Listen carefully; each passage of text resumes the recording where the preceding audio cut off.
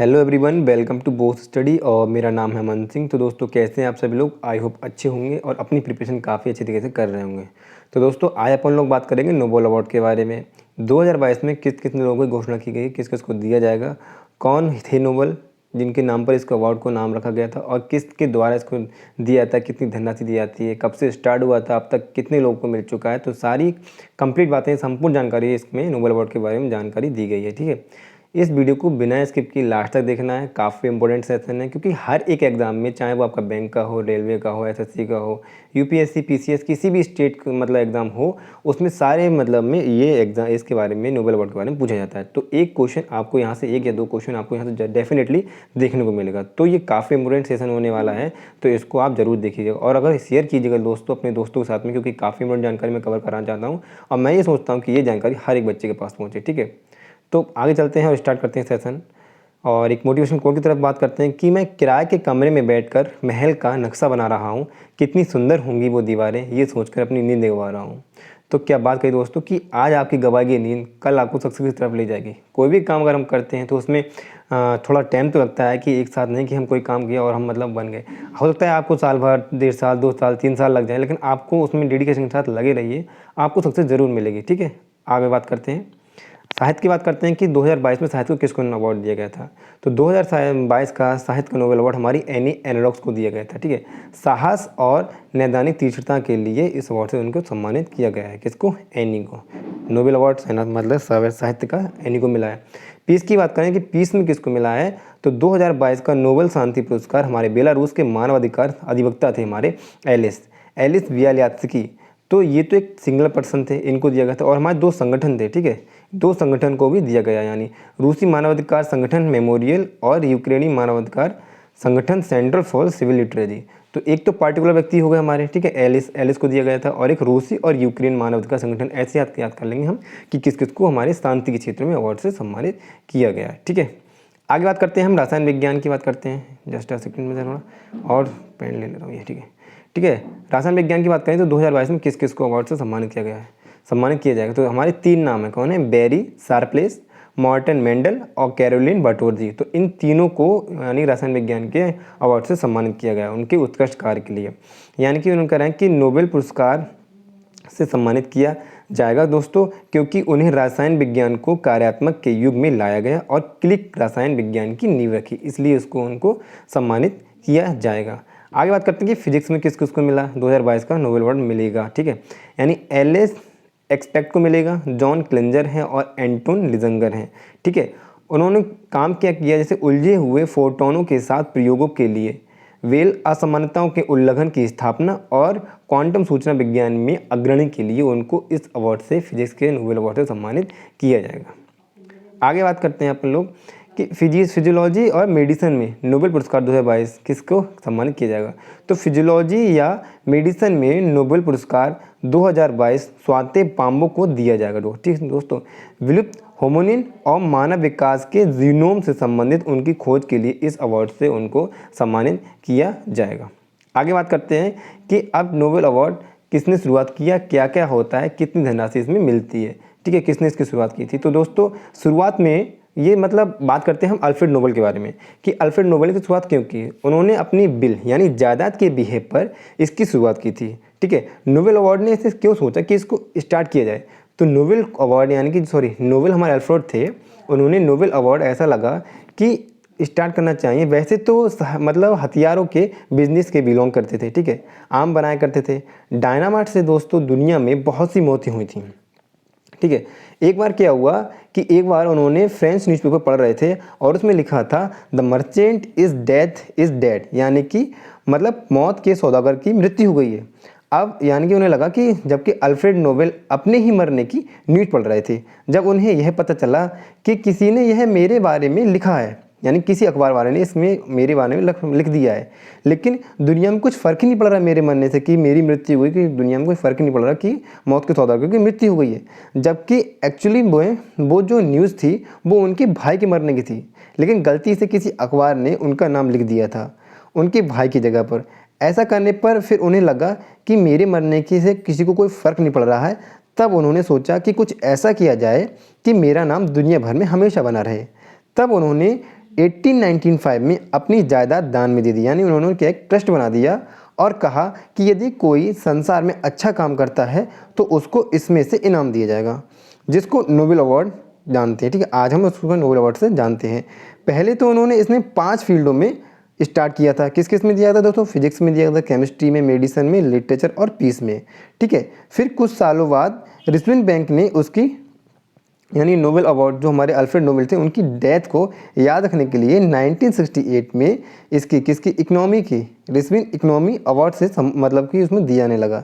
लेकिन नाम था इसका रिस्विन इकोनॉमी नोबेल अवार्ड, लेकिन आज हम उसको कैसे नाम से जानते हैं? सिर्फ इकोनॉमी अवार्ड से ही जानते हैं। ठीक है, तो यानी कि ये पहले किस में दिया जाता था? फिजिक्स में। खाली 5 क्षेत्रों में उन्होंने कहा था कि 5 क्षेत्रों में दिया जाएगा, फिजिक्स में, रसायन विज्ञान में, साहित्य में, अर्थशास्त्र में।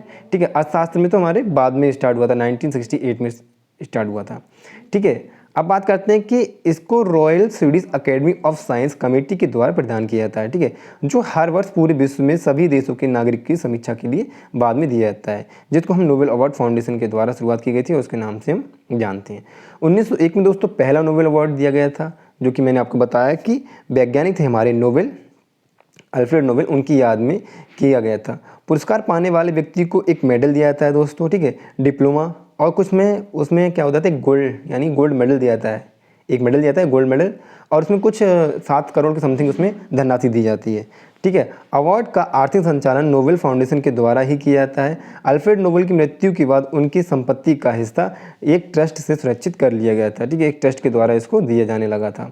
अब बात करते हैं अल्फ्रेड नोबेल के बारे में, बात कर लेते हैं। अल्फ्रेड नोबेल ने अपने जीवन काल में लगभग 355 से भी ज़्यादा आविष्कार किए थे, जिसमें डायनामाइट का आविष्कार सबसे महत्वपूर्ण है। ठीक है, उनका जन्म हमारे 21 अक्टूबर 1835 में स्वीडिश में हुआ था। कहाँ हुआ था? स्वीडन में हुआ था। और यह शुरुआत में क्या है, रासायनिक क्षेत्र में रुचि रखते थे काफ़ी, उसमें केमिस्ट्री में उनको रुचि थी और केमिस्ट्री बहुत ही ज़्यादा उसमें अपने ज्ञान ही थे उसमें या मतलब रुचि रखते थे। शायद यही कारण था कि वह रसायन विज्ञान के एक बड़े वैज्ञानिक भी थे। उन्होंने पूरी ज़िंदगी अपने अविवाहित रहे, मतलब विवाह नहीं किया और अपने वैज्ञानिक अपने आविष्कार करते रहे उसमें। ठीक है, और 10 दिसंबर 1896 में दिल का दौरा पड़ने से आकस्मिक मृत्यु हो गई दोस्तों उनकी, इटली में। उन्हीं की याद पर दोस्तों नोबेल पुरस्कार वितरित किया जाने लगा, जो कि विश्व का एक सर्वोच्च सम्मान माना जाता है। ठीक है, अब बात करते हैं कि नोबेल फाउंडेशन में सदस्यों की संख्या के बारे में। तो वर्तमान समय में नोबेल फाउंडेशन में 5 सदस्य हैं, जिसका मुखिया स्वीडन के एक किंग ऑफ काउंसिल के द्वारा नियुक्त किया जाता है और बाकी अन्य लोगों को संस्था के ट्रस्टी के रूप में नियुक्त किया जाता है। ठीक है, नोबेल प्राइज़ को स्वीडन के राजा के द्वारा प्रदान किया जाता है, जो कि प्रत्येक वर्ष अक्टूबर के माह में विजेता की घोषणा की जाती है और महान वैज्ञानिक हमारे अल्फ्रेड नोबेल की पुण्यतिथि पर 10 दिसंबर को इसको मतलब प्रदान किया जाता है, जिसमें विश्व के कई लोगों और सदस्य के साथ साथ नोबेल फाउंडेशन के सदस्य भी शामिल किए जाते हैं। अब बात कर लेते हैं हम अपने भारत के नोबेल अवार्ड के बारे में कि किस किस को मिल चुका है। तो दोस्तों काफ़ी इंपॉर्टेंट सेशन है, आप इसको ज़रूर देखें बिना स्किप किए। ठीक है, अब बात करते हैं हम कि किस किस को भारत में दिया जा चुका है।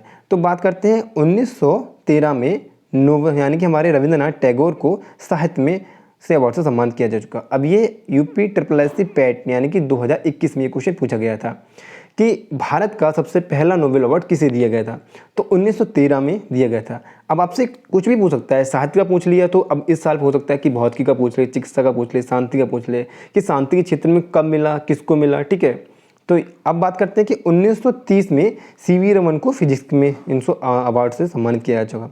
अब बात करते हैं 1968 में हमारे कौन थे, हरविंदर सिंह खुराना, कौन थे, हरगोविंद खुराना को चिकित्सा के क्षेत्र में दिया गया था। 1979 में मदर टेरेसा को दिया गया था, शांति के क्षेत्र में काफ़ी इन्होंने काम किया, काफ़ी लोगों की इन्होंने हेल्प की, उनके इलाज भी किया था, इसलिए उनको इस क्षेत्र में सम्मानित किया चुका। और 1983 की बात करें तो C चंद्रशेखर को इसमें फिजिक्स के क्षेत्र में अवार्ड से सम्मानित किया गया। और 1998 की बात करें तो अमर्त्य सेन को अर्थशास्त्र के क्षेत्र में मिला। और 2009 की बात करें तो BR रामकृष्ण को दोस्तों रसायन के क्षेत्र में मिल चुका है। ठीक है, और 2014 की बात करें तो हमारे कैलाश सत्यार्थी को शांति के क्षेत्र में मिल चुका है। और 2019 की बात करें तो अभिजीत बनर्जी को, ठीक है, अर्थशास्त्र में मिल चुका। तो ये सॉरी ये लास्ट है दोस्तों, लास्ट मिला है। तो अर्थशास्त्र में किसको मिल चुका 2019 का, तो ये लास्ट है, पूछा जा सकता है, काफ़ी इंपॉर्टेंट है, तो आप इसको जरूर याद रखें। ठीक है, याद रखने की कोशिश करें, आपको बहुत ज़्यादा इंपॉर्टेंट होगा। अब बात कर लेते हैं हम कि सबसे पहले किसको दिया गया था और कब से शुरुआत हुई थी। तो 1901 से दोस्तों इसकी नोबेल अवार्ड प्रदान करने की शुरुआत हो गई थी, जो कि हमारे जैक्वस हेनरिक वेंटिऑफ को दिया गया था। अब किस क्षेत्र में दिया गया था? तो रसायन विज्ञान के क्षेत्र में दिया गया था, उनकी गतिशीलता और समाधान में ऑस्मोटिक दबाव के नियमों की खोज के लिए, ठीक है, प्रदान की गई असाधारण सेवाओं के लिए मान्यता में प्रदान किया गया था।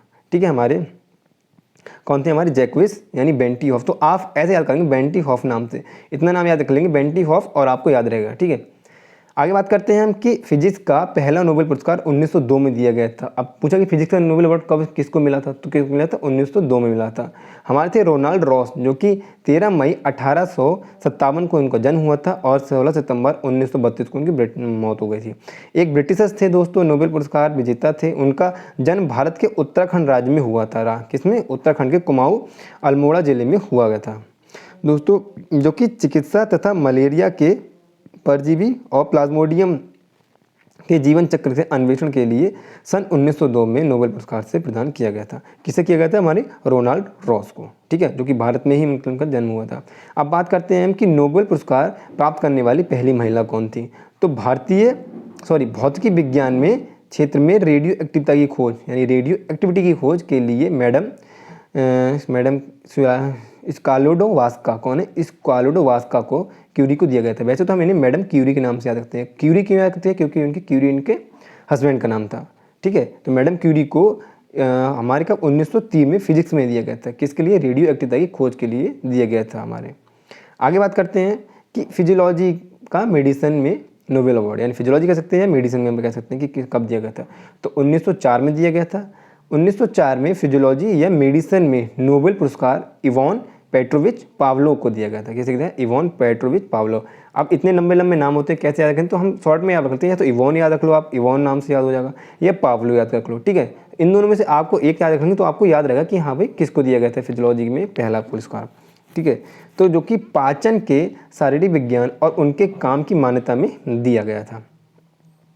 आगे बात करते हैं हम कि शांति में यानी नोबेल शांति में कब दिया गया था। ठीक है, तो 1905 में शांति के नोबेल पुरस्कार से सम्मानित किया गया था। हमारे वेरोनिथ वार्था थे, वेरोनिथ वार्था सोफी फिलिस्टा वॉन बर्सटनर, तो काफ़ी लंबा नाम है इनका भी, तो वॉन सटनर आपने नाम याद रखेंगे। वॉन सटनर के नाम से हमारे नोबेल शांति पुरस्कार को 1905 में सम्मानित किया गया चुका है। ठीक है, युद्ध की भयावहता का विरोध करने के लिए उनके दुस्साहस के लिए दोस्तों इसे सम्मानित किया गया कि युद्ध को रोको, युद्ध में मतलब क्यों युद्ध होते हैं, इस प्रकार से उनकी गतिविधियों को अच्छे काम के लिए उनको अवार्ड से सम्मानित किया गया दोस्तों। अब बात करते हैं 1907 में साहित्य का नोबेल पुरस्कार, कि 1907 में साहित्य का नोबेल पुरस्कार दिया गया था। किसे दिया गया था? हमारे रुडयार्ड किपलिंग को। ठीक है, अवलोकन की शक्ति वर्णन के लिए उल्लेखनीय प्रतिभा को ध्यान में रखते हुए दिया गया था। वह पुरस्कार प्राप्त करने वाले पहले अंग्रेजी भाषा के लेखक हैं और 41 वर्ष की आयु के होने के कारण अब तक के सबसे कम उम्र के प्राप्तकर्ता हैं। तो सबसे युवा कह सकते हैं कि सबसे युवा थे अब तक के, कौन? Rudyard Kipling. तो आप किपलिंग नाम से इसको याद कर सकते हैं। ठीक है, कि किपलिंग हमारे सबसे पहले दिया गया था। अब बात करते हैं अपन लोग बात करते हैं कि इकोनॉमी की बात करें तो जैन टिनबर्जन, कौन थे? जैन टिनबर्जन को दिया गया था सबसे पहले इकोनॉमी का अवार्ड। ठीक है, इससे सम्मान किया गया था। अब आपको याद रखना है कि इकोनॉमी का किस में दिया गया था? जैन टिनबर्जन को दिया गया था। मैंने ये बता दिया, इसको मैंने इसमें कवर नहीं किया, तो मैंने अलग से बता दिया। तो दोस्तों काफ़ी इंपॉर्टेंट सेशन रहा, वीडियो यहीं पर समाप्त करते हैं। और काफ़ी इंपॉर्टेंट सेशन रहा दोस्तों, इसको आप जरूर देखिएगा, लाइक कीजिएगा दोस्तों वीडियो को। चैनल को अगर पहली बार विजिट कर रहे हो तो चैनल सब्सक्राइब कर लें और शेयर करें दोस्तों इस वीडियो को। काफ़ी दोस्तों के साथ अपने रिलेशन वालों के साथ वो भी तैयारी कर रहे होंगे, जो कि बहुत ही इंपॉर्टेंट सेशन है दोस्तों। तो कैसी लगी वीडियो इसको कमेंट बॉक्स में जरूर बताएं। मैंने नोबेल अवार्ड से संपूर्ण जानकारी इसमें कवर करा दी है। Thank you and have a nice day.